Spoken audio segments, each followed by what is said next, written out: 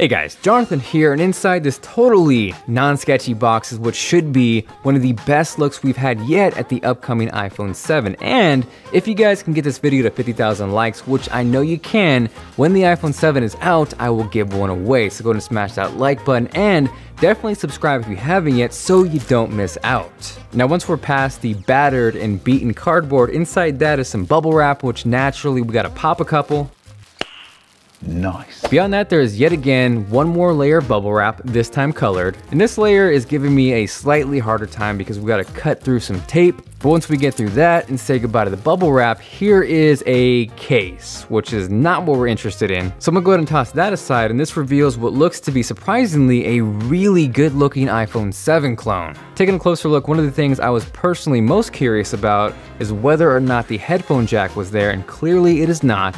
Now if we stack this side by side next to an iPhone 6s, it lines up pretty accurately with everything we've heard so far. Gone is the headphone jack, and in place of that is a second speaker grill, which in turn should give us stereo speakers on the iPhone 7. Personally, for the most part, I use wireless Bluetooth headphones, so I might actually fall towards the side of giving up the headphone jack for better sounding speakers. But regardless, if you were counting on the headphone jack staying, it is not looking good right now. Now the other noticeable difference when stacked side by side next to the iPhone 6s is of course the camera, which is way bigger. This lends itself to be an upgrade not so much towards the megapixel count, which should remain the same at 12, but rather larger pixels, which will actually be really helpful and is part of the reason the Galaxy S7 has such a great camera this year. Now with this clone lining up directly with the iPhone 6s, there is no sign of a dual camera. If we do see that, it's either going to be on the iPhone 7 Plus or the iPhone 7 Pro. The only thing up in the air right now is whether or not Apple's going to have 2 or 3 models. There is totally a chance we see the iPhone 7 and 7 Plus with the single larger camera, and then a third model, the iPhone 7 Pro with that dual pixel camera. Personally, I wish there was one camera option uniformly across the iPhone 7 lineup, but to have to choose between models for a completely different and better camera is not going to be cool.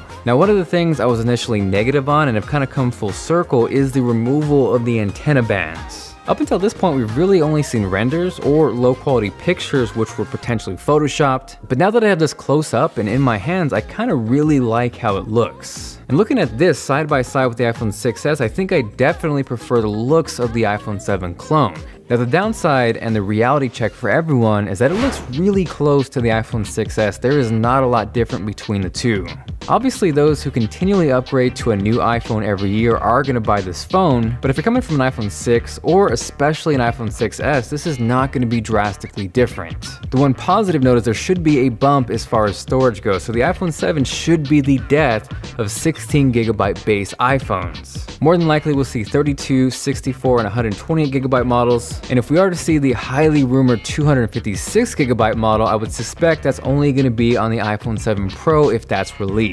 Now by no means does this mean the iPhone 7 is going to be a bad phone. Based off this, I think it's going to look great, it's going to perform well, it's going to take fantastic photos and video, but again, the moral of the story is that it's not going to look that much different than the iPhone 6s. Now if you want to see a more in-depth comparison against the iPhone 6s, go ahead and check out my buddy Austin Evans' video. He's busting out rulers, calipers, and getting deep into it, so you go ahead and click that video here or check out the link below.